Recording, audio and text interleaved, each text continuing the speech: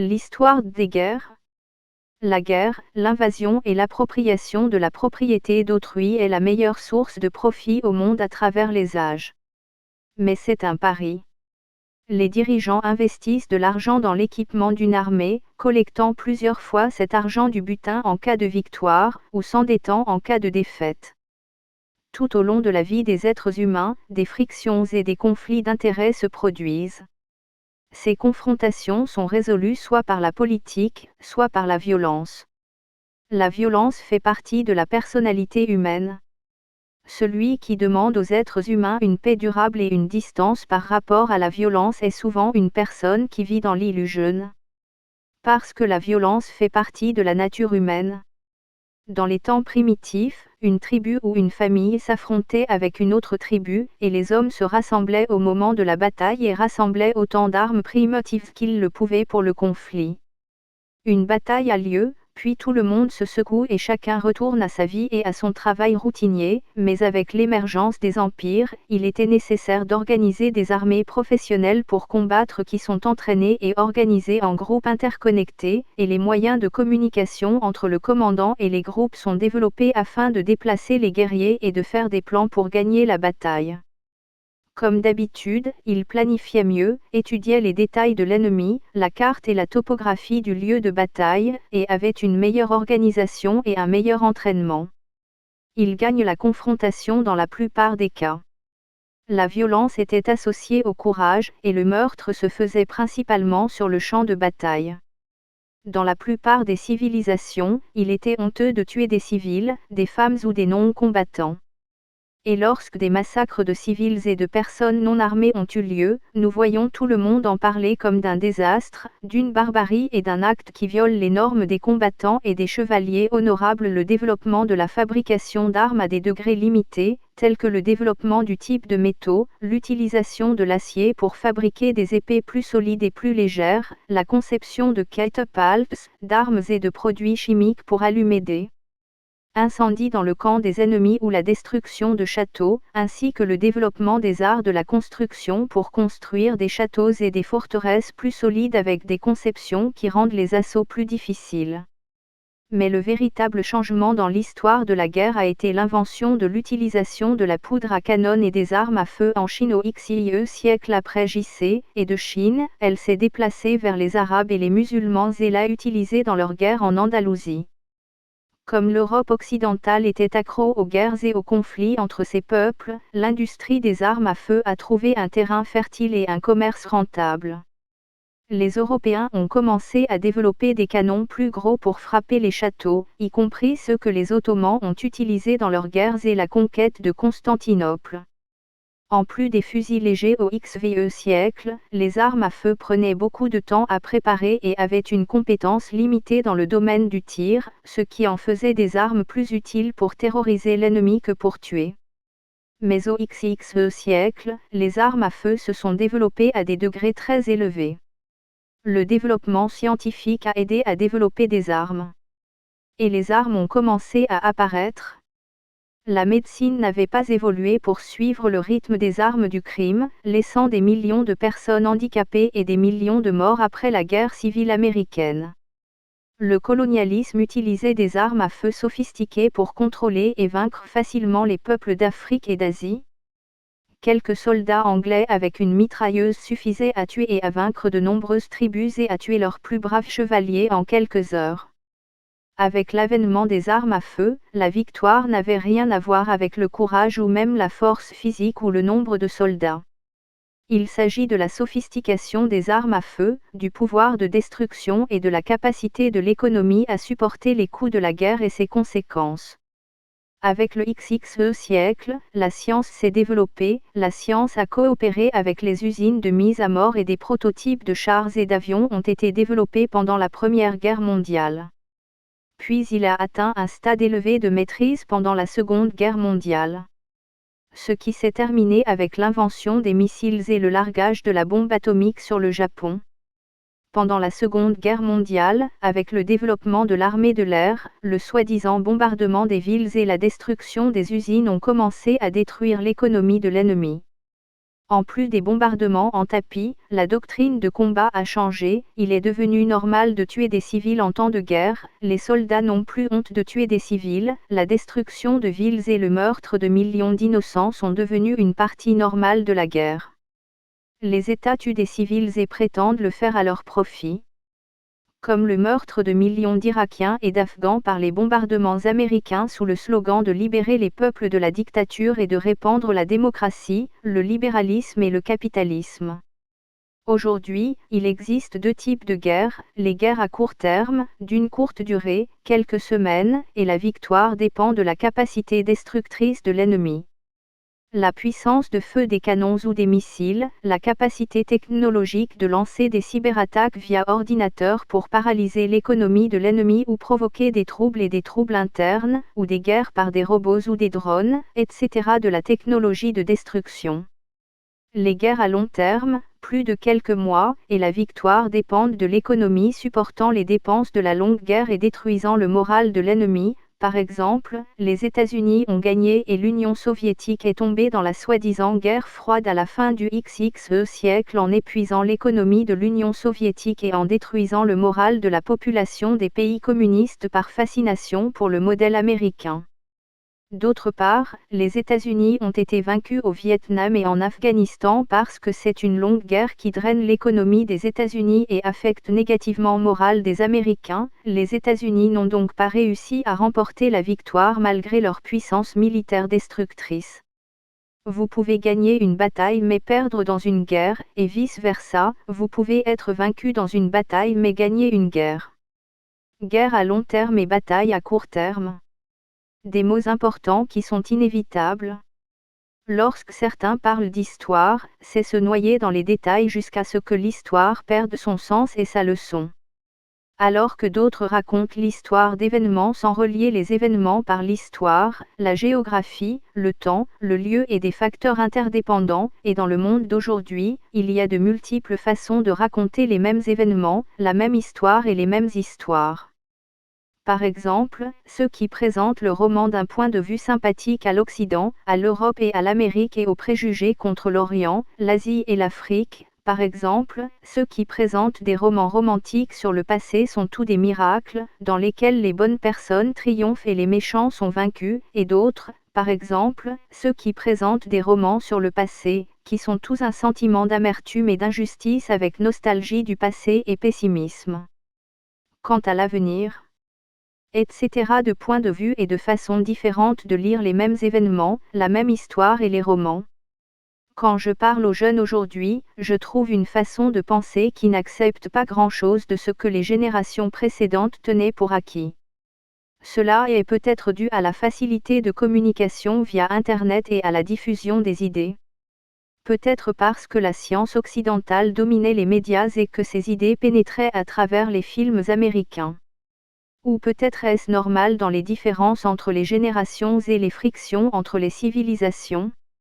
Mais bien sûr, les idées sont devenues plus faciles à diffuser et plus faciles à oublier. Des idées qui n'étaient autrefois répandues que parmi l'élite des lecteurs de livres et de journaux envahissent maintenant les esprits par le biais des médias, des films, d'Internet et des sites de réseaux sociaux. Peu à peu, les idées se sont répandues plus rapidement que par le passé. Qu'il s'agisse de bonnes ou de mauvaises idées. Il se répand entre de nombreuses couches, dont certaines ont la capacité de critiquer et de penser, et certaines d'entre elles prennent les idées telles qu'elles sont sans examen ni réflexion et les répètent sans comprendre, comme Malafise ne comprend pas. Cela a conduit à un conflit d'idées de toutes les cultures du monde, un marché ouvert dans lequel chacun expose ses marchandises. Et le fort avec la persuasion gagne à la fin, même si celui qui a une voix forte, crie et répand gagne. Et ce conflit et cette confrontation entre différentes idées ne suffisent pas pour leur dire que Dieu a dit ceci et cela, et que le prophète a dit ceci et cela, et que le Coran dit ceci et cela, et que le grand monde a dit ceci et cela, il y a des centaines d'années. Il est devenu exigé de nous avec les textes et les récits sacrés de fournir la persuasion et la preuve mentale de la validité de l'idée et de la validité de ce que nous disons, en particulier que les confrontations entre les idées conduisent au doute en tout et au besoin de preuves logiques en plus des textes fiables dans leurs sources, ce dont les érudits islamiques nous ont parlé il y a longtemps en évaluant tout texte ou idée religieuse ou non religieuse. Il est vrai que ce qui est copié est honnête et raisonnable, mais le problème que je trouve répandu parmi les gens aujourd'hui est la surface et l'urgence. Et n'approfondissez pas les idées. Il entend parler d'une idée ou d'un article, en lit les 2 premières lignes, puis le quitte et passe à un autre article et à une autre image. Ou la soi-disant culture Twitter. S'appuyer sur une grande quantité d'informations. Et des photos et des nouvelles. En ligne. Ils apparaissent tous rapidement. Et disparaissent. Sans se plonger dans les preuves derrière cette nouvelle et cette information ou sa véracité. Il trouve un article dans lequel le titre dit que les scientifiques ont découvert que boire du thé est bon pour le cœur. Il croit l'information sans se plonger dans la lecture de la recherche ou comment les scientifiques sont arrivés à cette conclusion et s'il s'agit d'une conclusion réelle ou non ou simplement des bulles médiatiques. Ensuite, nous constatons, par exemple, que cette recherche a été faite de manière non neutre et sur un petit nombre et qu'il y a beaucoup de défauts et de lacunes dans la lecture et l'analyse des résultats de cette recherche, ce qui rend cette conclusion peu fiable, mais celui qui est en ligne voit le titre et le croit simplement parce qu'il voit le mot scientifique et qu'ils l'ont découvert. Il pense que ce qu'il sait est de la science. Par conséquent, nous trouvons aujourd'hui un dicton célèbre, qui est « Le problème aujourd'hui n'est pas le manque d'informations ou le manque de connaissances, mais le problème est que les informations sont nombreuses, mais beaucoup d'entre elles sont fausses ou fausses. J'ai donc décidé d'écrire ce livre pour mon jeune fils qui veut des informations rapides, brèves, intéressantes, et qui convainquent aussi son esprit. » Un livre sous la forme d'une histoire cohérente qui se combine dans un voyage à travers l'histoire de l'univers et de l'humanité entre science, histoire, géographie, médecine, économie et religion. Philosophie, sociologie, chimie et physique. Le mélange de tout ce qui a joué un rôle dans la vie humaine et l'évolution de l'histoire jusqu'à ce que nous en soyons là où nous en sommes aujourd'hui est une histoire qui ne se noie pas dans les détails ou les références. Bien que cette histoire soit basée sur beaucoup de livres, de lectures, de discussions et de lectures. Mais j'ai préféré rendre le voyage à travers le livre aussi facile et simple que possible. Ensuite, je mets à la fin du livre une liste de livres utiles pour ceux qui aiment vérifier les informations ou plus de connaissances. Je raconte l'histoire interconnectée dans son ensemble, puis j'entre dans les petits détails pour connaître les liens et les voir de loin, puis connaître leurs détails. Ou ce qu'on appelle en photographie, voir l'image complète avant d'approcher les lentilles. Nous relions les événements, les développements, les approches et les similitudes du passé et du présent pour comprendre ou au moins anticiper l'avenir. Et le danger de ne pas voir d'abord la situation dans son ensemble et de se noyer dans les détails au détriment de la vue d'ensemble et que cela donne une fausse impression et présente même une vérité incomplète. La vérité manquante est une forme de mensonge, par exemple, lorsque nous regardons les États-Unis d'Amérique au XXe siècle. Quelqu'un peut se noyer dans les détails sur les problèmes qu'il y a des sans-abri ou des pauvres en Amérique qui ne reçoivent pas de soins de santé, qu'il y a de la discrimination raciale, des conflits politiques, des intrigues, des griefs et de l'exploitation par le capitalisme sauvage qui contrôle la politique et les médias, etc. Tandis que l'autre se noie dans la peinture de l'image de l'Amérique comme le pays le plus puissant du monde militairement et économiquement, le pays qui domine le monde et détient les clés du pays. Le pays riche est extrêmement riche et prospère, l'état des inventions, la Silicon Valley, l'ordinateur, le centre de la finance, du commerce, de l'industrie et de la conquête spatiale. etc. Alors que la vue d'ensemble montre tous les bons et les mauvais aspects avant de se noyer dans les détails, il est également utile de voir les détails utiles et de négliger les détails qui induisent en erreur l'adepte, ainsi que ceux qui parlent, par exemple, de l'Égypte à l'époque mamelouk, lorsque le Caire était le centre du monde économique et une puissance militaire qui contrôlait un vaste pays et ses relations s'étendaient à l'Asie centrale et à l'Inde, et un centre scientifique et religieux, et son peuple vit dans le luxe, la science, l'argent et le commerce, etc. Alors qu'il y a ceux qui laissent tout cela et se concentrent sur les conflits des Mamelouks ou l'apparition de la famine ou certaines histoires de persécution et d'injustice, etc. pour nous convaincre que l'ère Mamelouk en Égypte était une époque misérable et perdue. Aussi qui se concentre sur n'importe quel pays du monde, il peut prendre une photo, se concentrer sur des aspects et omettre des aspects délibérément ou involontairement pour présenter une image sur son humeur. Bien qu'il soit impératif d'être honnête, il présente l'image complète avant de se noyer dans les détails. En lisant l'histoire, nous devons prêter attention à plusieurs choses. Premièrement, les livres d'histoire écrivent sur les dirigeants et les dirigeants, mais la renaissance des États et la victoire ou la défaite du pays, qui fait vraiment l'histoire, sont les peuples et les nations. De grandes personnalités sont là, intelligentes et créatives à tout moment et en tout lieu. Les idées sont nombreuses et écrites dans des livres. Mais la différence est que la bonne personne est dans le bon environnement, au bon endroit, au bon moment et dans les bonnes personnes. Afin de montrer ses compétences et de réaliser la grande réussite dont l'histoire se souvient. Par exemple, à tout moment, il y a de grands dirigeants tels qu'Omar ibn al-Khattab ou Saladin. Mais si Omar ibn al-Khattab ou Salah al-Din al-Ayyubi avaient existé pour gouverner les peuples arabes vivant au XXe siècle, auraient-ils réalisé un aidé? En fait non. Parce que le bon leader a besoin de la bonne nation et des bonnes personnes qui sont présentes dans les bonnes circonstances et au bon moment, ou comme l'a dit notre maître Ali bin Abi Talib, toutes les paroles ne sont pas dites, et tout ce qui est dit n'est pas venu en son temps, et tout ce qui est venu à sa place n'est pas venu à sa place, et tout ce qui est venu à sa place n'est pas venu à ses hommes. Deuxièmement, tout dans notre monde commence par des idées et les idées sont transformées en mots écrits, audibles ou lus. Les mots ont besoin des bonnes personnes qui les écoutent, qui en sont convaincus et qui les affectent afin qu'ils se transforment en actions et que les actions changent la réalité et créent une nouvelle réalité. Troisièmement, toutes les nations et civilisations sont soumises à des défis, et il n'y a pas de pays, de peuple ou de civilisation qui ne soit pas confronté à des problèmes, des crises et des conflits avec des ennemis à l'étranger et à l'intérieur et à une lutte contre les catastrophes naturelles et les catastrophes causées par les humains à cause des guerres, des conflits, des famines et des maladies. Mais la différence n'est pas qu'il y a des peuples qui ne sont pas exposés aux problèmes et aux conspirations, tandis que d'autres peuples sont exposés aux problèmes et aux conspirations, mais la différence réside dans le type de réponse à ces défis et à ces épreuves. Il y a des peuples qui font face à des défis et apprennent et se développent et innovent dans la résolution des problèmes et en font une cause de renaissance et de force, et il y a des peuples qui se rendent et s'effondrent devant les défis, les problèmes et les conspirations ou cèdent aux rêves et attendent des rêves de puissance surnaturelle venant de l'espace pour les sauver et sauver le Christ le Sauveur et le Mahdi attendu. Mais au fait, puisque nous allons parler d'histoire, de vie, de biologie, de science et de philosophie.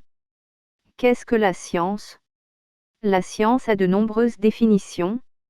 La science consiste à comprendre les règles du passé pour prédire les résultats futurs. La science, par exemple, voit que le soleil brillait hier de l'Est, avant-hier de l'Est, et il y a des dizaines et des centaines d'années, il brillait de l'Est. La science dit donc que demain le soleil se lèvera de l'Est, probablement demain il se lèvera de l'Est. Et c'est une très forte probabilité que demain il se lève de l'Est.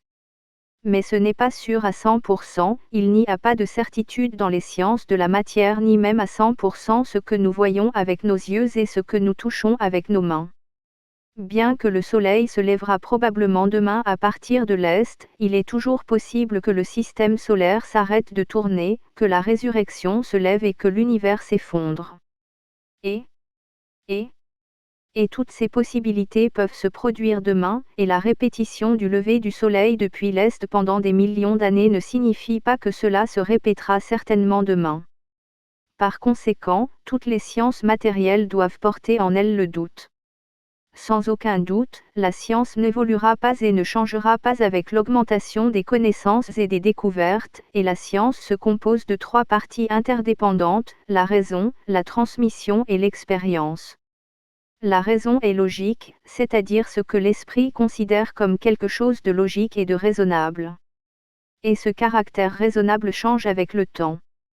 Par exemple, si vous avez dit à quelqu'un il y a 500 ans qu'il y avait une boîte où vous pouviez entendre des voix et voir des gens à des milliers de kilomètres se déplacer et leur parler et vous parler à travers un écran. Il dira que vous dites des mots illogiques et déraisonnables. Alors qu'aujourd'hui l'ordinateur, la radio et la télévision sont très logiques et très ordinaires, ce que nous considérons comme illogique aujourd'hui peut devenir logique. Aujourd'hui peut devenir un demain logique et vice-versa. Par conséquent, on ne peut pas se fier à la logique uniquement parce qu'elle est affectée par les circonstances temporaires de la vie humaine. L'expérience est ce que nous voyons et entendons, et donc nous ne croyons et ne sommes convaincus que par ce que nous voyons, entendons et touchons, mais ce n'est pas non plus suffisant pour s'y fier et lui faire confiance. Le mirage dans le désert, nous voyons de l'eau avec nos yeux de loin alors qu'elle n'est vraiment rien. Bien que nous voyions de nos propres yeux l'eau. Et il y a 500 ans, nos yeux ne voyaient pas les germes et les microbes que nous voyons aujourd'hui après l'invention du microscope et du télescope, etc. Des lentilles de grossissement et de la technologie pour voir les galaxies, les micro-organismes lointains et les micro-organismes, cela signifie-t-il que les germes n'existaient pas il y a 500 ans simplement parce que nous ne pouvons pas les voir ? Bien sûr que non, les sens et l'expérience seuls ne suffisent pas pour la science et la confiance en eux. Les textes restent pour nous. Rechercher des textes et des livres fiables sur lesquels s'appuyer. Mais nous ne pouvons pas comprendre les textes sans raison. L'esprit est ce qui nous fait comprendre le texte et en être convaincu, et même la façon de penser de l'esprit affecte la compréhension des textes. Ou, comme le disent nos scientifiques, l'esprit est le sujet de l'assignation. Et le nom saint d'esprit est peu coûteux. De plus, tous les textes ne peuvent pas être fiables dans les sciences matérielles, car la recherche scientifique a des diplômes. La recherche qui parle de l'efficacité d'un médicament, par exemple, dans laquelle un petit nombre de patients ont été expérimentés, est de niveau inférieur à la recherche dans laquelle un grand nombre de patients ont été essayés, par exemple, ou qui a été menée dans plusieurs centres et une supervision impartiale est meilleure que celle qui a été effectuée dans un seul centre, et la supervision peut être entachée par certains intérêts et caprices qui peuvent affecter la lecture des résultats. Et la recherche que nous trouvons dans une revue scientifique respectable est meilleure que ce que nous trouvons dans une revue scientifique moins crédible, et les deux sont meilleurs qu'une simple information que quelqu'un dit ou écrit par quelqu'un qui n'est pas un spécialiste dans une revue ordinaire ou sur Internet. Même en religion, nous avons des degrés dans le niveau de confiance dans le texte, la science fondée sur des preuves. Par exemple, nous trouvons le Saint-Coran plus élevé que les hadiths du prophète et les hadiths, dont les degrés sont fréquents et corrects, et la puissance des hadiths diminue jusqu'à ce que nous atteignions le faible et l'unique et donc par exemple répété. Par exemple, si un texte coranique contredit la forme d'un hadith faible du prophète, il en sera de même pour se référer au texte coranique parce qu'il est plus élevé. Et si un hadith fréquent contredit avec un seul hadith, alors l'introduction du mutawatir. Ce n'est qu'un exemple car nous trouvons toujours une cohérence entre les textes authentiques du Coran et de la Sunna tant que nous comprenons l'interprétation qui les relie et révèle que les deux ne se contredisent pas, donc la science est un lien entre 3 choses de la raison, de la transmission et de l'expérience. Et nous ne devons pas nous contenter de l'un sans l'autre et l'esprit critique est celui qui ne prend aucune information sans réfléchir et sans rechercher et ne lui laisse échapper aucune idée sans y penser en termes de raison, de transport et d'expérience. Ainsi, il apprend à méditer et à réfléchir sur l'univers. L'esprit intelligent diffère de l'esprit paresseux en ce sens qu'il s'agit d'un esprit critique qui demande comment et pourquoi, puis cherche la réponse et pendant le voyage de recherche, il apprend, découvre et se développe et donc j'espère que ce livre réussira à provoquer les esprits de nos jeunes à se transformer en esprits critiques qui demandent comment et pourquoi, puis cherche des réponses et mesure le pouvoir des réponses par les mesures de la raison, du transport et de l'expérience. Un monde musulman pour les jeunes de ce monde aujourd'hui, les informations contenues dans ce livre proviennent de beaucoup de livres. Et je vais en suggérer quelques-uns. Livres à lire pour plus d'informations. Le Dr Mohamed Emara a écrit, Bibliothèque Dar al-Salam et Bibliothèque al-Shorouk. Cheikh Mohammad al-Ghazali a écrit, Bibliothèque Dar al-Shorouk. L'histoire de la civilisation par l'auteur, Will durant l'effondrement de l'Empire romain par Edward Gibbon. Le déclin de l'Occident par Harold Spengler. Livre, Pourquoi l'Occident gouverne, pour l'instant, auteur, Ian Morris.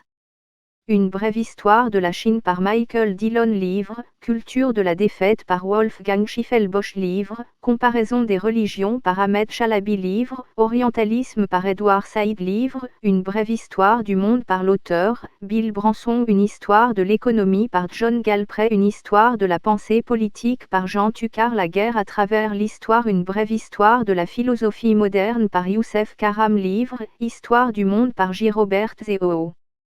Westade. Une brève histoire des religions par Richard Holloway. Livre, Histoire de l'argent par Jack Weatherford. L'histoire de la science par Georges Sarton. Introduction d'Ibn Khaldun.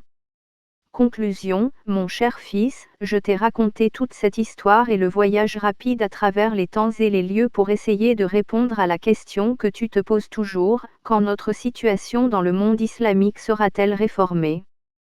Comment les nations s'élèvent-elles? Quand la situation changera-t-elle? Avant de vous répondre à cette question difficile, je vais vous demander si le monde a vraiment besoin de changer. Je pense que la réponse est oui. Qui voit l'abondance de la production que connaît le monde et accompagnée d'une misère humaine sans précédent voit que le changement est nécessaire. Quiconque voit l'effondrement économique tous les 10 ou 15 ans sur les bourses mondiales depuis l'effondrement de la Grande Dépression dans les années 2000 jusqu'au dernier effondrement des bourses et la bulle de l'immobilier et des actions corrompues en 2008 sait que l'exploitation et l'injustice sont graves. Tout le monde connaît et attend l'effondrement à venir à cause de la continuation des mêmes raisons, capitalisme sauvage, système usuraire, corruption politique et démagogie démocratique. Un système qui a besoin de victimes pour continuer à fonctionner. Qu'ils soient victimes du colonialisme, victimes des pauvres, travailleurs, victimes des consommateurs ou victimes de l'environnement, etc. Par conséquent, le monde a besoin de combiner un système moderne et équitable qui convient au nouveau développement scientifique et technologique, et je pense que l'islam d'une manière moderne peut offrir cette alternative, mais la Renaissance n'est pas faite par un peuple paresseux qui attend des solutions de l'extérieur ou du ciel. Mais il est fait par un peuple qui croit que Dieu ne change pas ce que les gens font jusqu'à ce qu'ils changent ce qui est en eux-mêmes. La Renaissance est faite par un peuple qui se respecte et respecte son héritage et donc se fait confiance et voit qu'il mérite une place respectable sous le soleil parmi le reste des peuples. Et qu'il a un message à délivrer. Cela vient avec la Renaissance des 5 premiers siècles de la civilisation islamique, cela fait de l'indépendance intellectuelle et de la confiance en soi et l'indépendance intellectuelle est la première voie vers l'indépendance financière, politique, économique et militaire et la créativité scientifique et la transformation du début au productif et de l'attente d'aider les autres à un peuple qui crée, invente et aide les autres. Et d'une victime des conspirations des autres à un acteur qui fait aux autres et ne vous fait pas. Il est certain que le centre de la civilisation quittera bientôt l'Occident européen et américain. Mais où il ira, nous ne le savons pas encore exactement. C'est peut-être l'Asie du Sud-Est et c'est peut-être autre. Je voudrais vous rappeler que ceux qui ont examiné l'état de l'Europe au XVe siècle ne se seraient jamais attendus à ce qu'elle change et devienne une puissance puissante aux XXe et XXe siècles. Je voudrais aussi vous rappeler qu'un temps de faiblesse, de fanatisme identitaire et de religion est utile. Parce qu'il maintient les faibles face aux attaques extérieures. comme un bouclier ou une cochlée qui protège un objet vulnérable contre l'écrasement par les pieds ennemis. La tolérance, le laxisme et la mollesse des faibles sont une défaite. Et après avoir été fort, vous pouvez être tolérant. Mais dans votre temps de faiblesse, vous devez être très attaché et fanatique à chaque détail de votre civilisation et de votre identité afin qu'elle ne se fonde pas et ne se perde pas. Et il faut savoir que la renaissance des peuples se fait en prenant des raisons, et ne pas se cacher dans les lieux de culte pour prier et adorer et laisser le monde aux ennemis qui nous volent et exploitent nos richesses et nous asservissent, et ils sont heureux de notre distance de la vie mondaine et de prendre les raisons et notre fuite pour attendre la mort et le jour de la résurrection. L'islam est une religion et un monde, pas seulement une religion, mais une civilisation et un mode de vie. Je voudrais également vous rappeler qu'après avoir terminé ce livre, vous lirez beaucoup de détails historiques. Et vous y trouverez beaucoup d'exagérations, tout comme nous le voyons dans les nouvelles aujourd'hui, en amplifiant certaines nouvelles et en négligeant et en minimisant d'autres.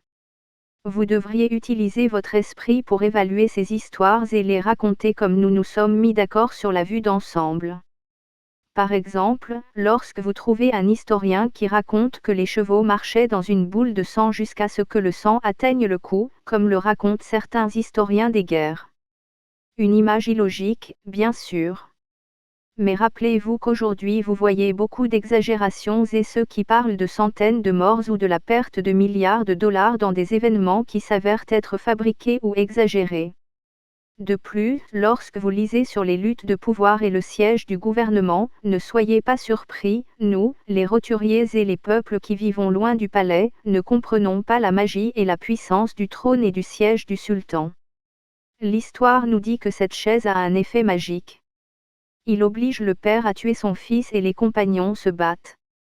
Et vous pouvez regarder l'histoire du tsar de Russie Ivan le Terrible, qui a tué son fils et torturé sa famille et son entourage, tout cela à cause du trône, et ce n'est pas le seul exemple, les exemples continuent jusqu'à aujourd'hui et vous constaterez que ceux qui commettent ces actes brutaux ont quelque chose à dire et justifient leurs actions. Ne soyez pas surpris et ne vous précipitez pas pour juger la moralité de qui que ce soit. Nous sommes tous des êtres humains, avec les mêmes sentiments et les mêmes ambitions. Depuis l'aube de l'histoire jusqu'à aujourd'hui. Je sais que vous apporterez beaucoup de victoires, ou du moins le début de victoire. Le monde islamique d'aujourd'hui est exempt de fragmentation, de faiblesse, de chaos, d'arriération et de conflits, tout comme la situation de l'Europe au XVe siècle avec le début de la Renaissance. Lorsque la nuit s'assombrit, il apprend que l'aube est proche.